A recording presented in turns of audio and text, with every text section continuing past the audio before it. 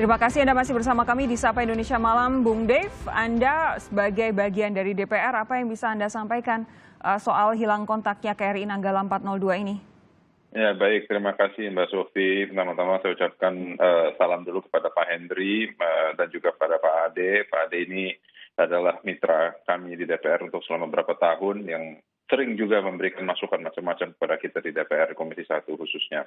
Baik, ya kami prihatin atas kejadian ini ya, dan ini menunjukkan bahwa memang membutuhkan satu overhaul yang luar biasa dalam alutsista dan juga sistem pengadaan dan juga sistem perawatan dan juga operasional TNI sendiri.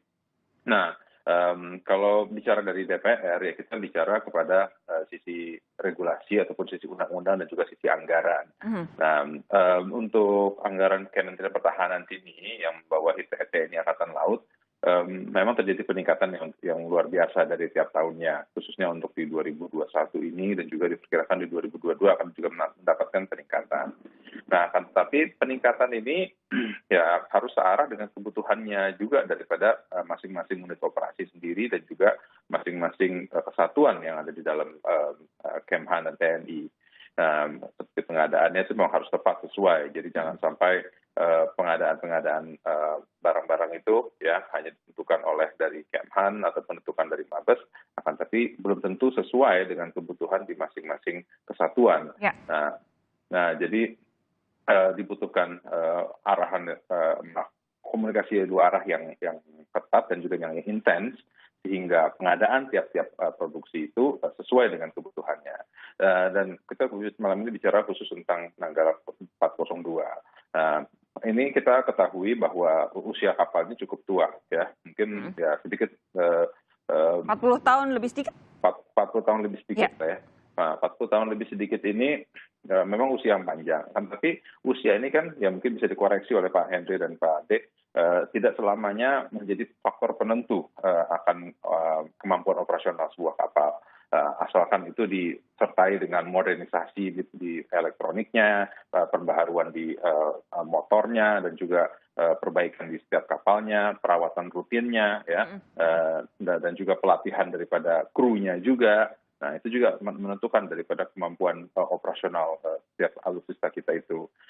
Jadi ya, dan ini yang SOP-nya sendiri yang mungkin bisa direvisi sendiri kembali ataupun diperiksa kembali, jangan sampai hanya karena mengikuti perintah dan juga permintaan daripada pimpinan, semua kapal itu harus semua anggota personel TNI harus dikerahkan. Nah, akibatnya terjadi hal-hal seperti ini. Nah, ya inilah yang harus menjadi pelajaran buat kita semua ya, untuk kembali merevisi atau mengkoreksi sistem operasional untuk menghindari, karena nyawa setiap prajurit itu jauh lebih berharga dari segala macam peralatan yang TNI miliki. Jadi jangan sampai hanya untuk menyelesaikan tugas, apalagi untuk pelatihan, kita membahayakan bahkan bisa sampai kejadian tragis seperti hari ini. Tapi begini, kalau Anda melihat secara keseluruhan, upaya perawatan, kemudian permajaan, kemudian penambahan alutsista di Indonesia, itu kita tahu bahwa itu memang harus dirawat, harus diremajakan, dan harus ditambah. Itu tidak ada pilihan lain, apalagi kita garis pantainya sangat luas, cuma punya 5 kapal selam dengan 2 kapal selam tua termasuk yang Nanggala ini, 3 yang relatif baru. Lalu kondisinya 5 kapal ini perlu menjaga sekitar 650.000 km persegi perairan Indonesia. Ini kan tentu sangat kurang. Ditambah lagi kalau kemudian alat-alatnya lama yang berbahaya, yang justru saat ini menghadapi risiko paling depan adalah para prajurit, begitu kan ya, prajurit terbaik di Indonesia. Apa yang akan dilakukan DPR kalau sudah kondisinya seperti ini? Ya tentu kita bisa berusaha berpikir kreatif, harus mencari solusi-solusi inovatif ya. Kita dengan wilayah pesisir yang luas, banyak kepulauan, ya itu bisa kepulauan-kepulauan terluar tentu bisa dijadikan pos-pos pengawasan terhadap lintas kapal. Kita mungkin bisa juga memperbanyak juga drone dan juga radar sehingga bisa mengawasi secara dari udara dan dari darat dan dari lautan. Nah, banyak hal yang bisa dikembangkan untuk memenuhi pengamanan dengan kondisi yang terbatas. Akan tapi pada dasarnya memang keuangan ekonomi negara dan ditambah juga dengan sekarang situasi COVID yang kita alami, itu harus terjadi banyak pengurangan-pengurangan daripada belanja-belanja kementerian dan lembaga, dalam hal ini adalah Kementerian Pertahanan. Oke. Bahkan tapi ya bukan berarti kita harus menyerah dalam situasi ya, tetap kita harus berpikir mencari solusi untuk bisa memenuhi kebutuhan-kebutuhan tersebut. Sebelum saya balik ke Pak Henry soal pencarian KRI Nanggala, saya mau minta tanggapan dulu dari Pak Ade soal tadi yang disampaikan oleh Bung Dev begitu. Jadi kalau kondisinya saat ini Indonesia hanya punya 5 kapal selam termasuk KRI Nanggala yang saat ini dicari untuk mengcover luas 650.000 lebih kilometer persegi. Sebenarnya kurang kan ya Pak ya?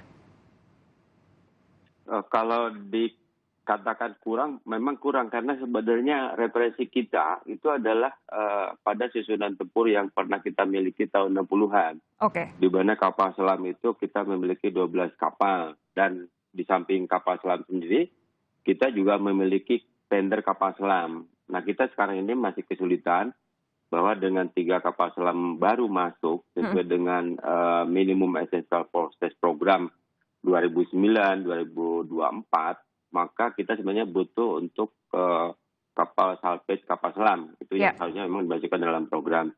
Dan juga mungkin kepada ingat bahwa program 2009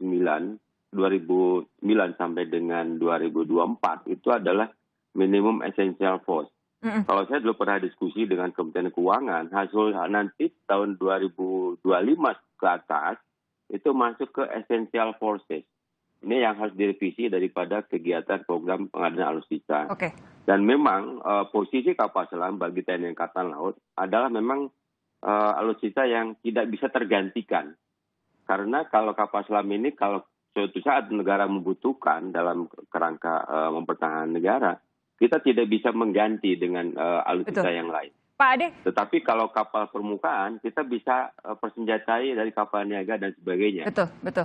Pak Ade begini, ini yang salah satu yang jadi pertanyaan juga adalah bahwa karena saking sedikitnya kapal selam yang kita miliki, kemudian para prajurit-prajurit ini akhirnya masuk ke dalam kapal selam ini dalam kondisi melebihi kapasitasnya. Yang saya tahu, koreksi kalau saya salah, KRI Nanggala ini hanya boleh sebenarnya berkapasitas tidak lebih dari 40 orang. Tapi nyatanya ada 53 orang. Ini tentu kan ada risiko-risiko tersendiri yang harus dihadapi para prajurit. Apa yang bisa Anda sampaikan soal ini, Pak? Terima kasih. Sebenarnya di dalam ruangan kapal selam ada istilahnya space bunker. Jadi istilahnya itu ruangan cadangan yang kemudian bisa digantikan oleh personil dalam kaitan dengan latihan. Itu ada peralatan yang kemudian kita kurangi gitu, tetapi bukan peralatan pokok, adalah misalnya untuk mengurangi beban. Bagaimanapun juga kapal selam ini sama dengan pesawat udara. Ya. Harus enteng begitu ya? Harus betul-betul minimal sesuai dengan standar kru ya. Saya kira kalau 53 itu adalah asumsi karena ini kan latihan artinya itu space itu dapat diakomodasi oleh ruangan yang. Menurut Pak Ade ini masih wajar ya 53 masuk ke dalam satu kapal selam ya? Oke. Ya sudah. Kita berkejaran dengan waktu, tinggal hitungan jam lagi sebelum perkiraan oksigen di dalam KRI Nanggala 402 habis. Apa yang saat ini strategi apa yang akan dilakukan oleh tim SAR bersama para petugas gabungan? Dijawab Pak Henry sesaat lagi, saudara. Kami segera kembali selepas jeda.